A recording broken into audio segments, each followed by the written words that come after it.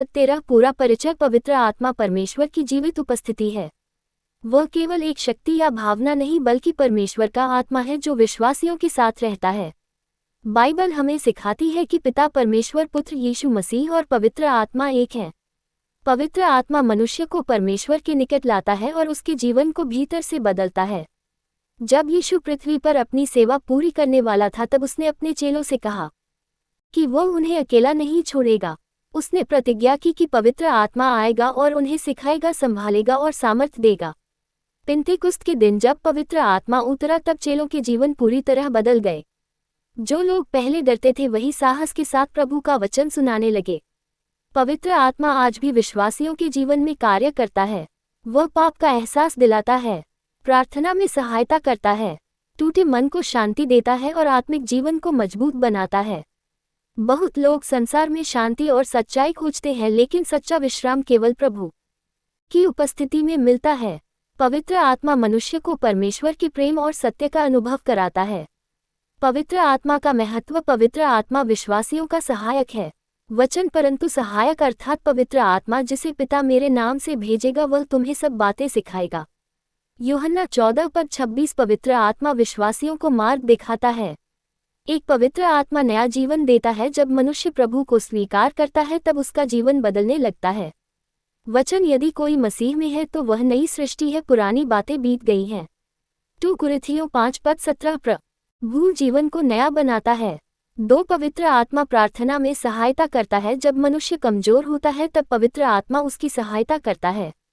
वचन आत्मा भी हमारी निर्बलता में सहायता करता है। रोमियो 8:26। पवित्र आत्मा विश्वासियों को संभालता है।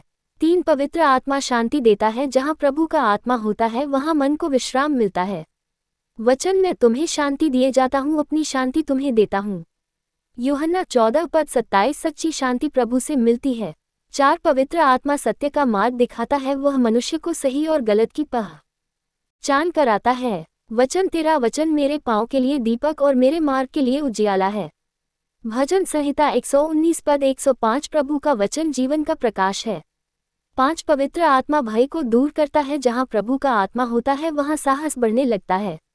वचन, क्योंकि परमेश्वर ने हमें भय का नहीं पर सामर्थ और प्रेम और संयम का आत्मा दिया है।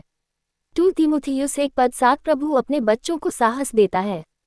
6 पवित्र आत्मा विश्वासियों को सामर्थ देता है। प्रभु का कार्य करने के लिए आत्मिक बल आवश्यक है। वचन, परंतु जब पवित्र आत्मा तुम पर आएगा तब तुम सामर्थ पाओगे। प्रेरितों के काम 1:8। पवित्र आत्मा सेवा के लिए सामर्थ देता है। आत्मिक शिक्षा। पवित्र आत्मा केवल बाइबल का विषय नहीं बल्कि विश्वासियों के जीवन की वास्तविकता है। जब मनुष्य प्रार्थना और वचन में समय बिताता है तब पवित्र आत्मा उसके भीतर कार्य करने लगता है।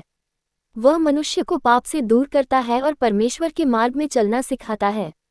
जब मनुष्य दुख और निराशा में होता है तब पवित्र आत्मा उसे सांत्वना देता है और नया बल देता है।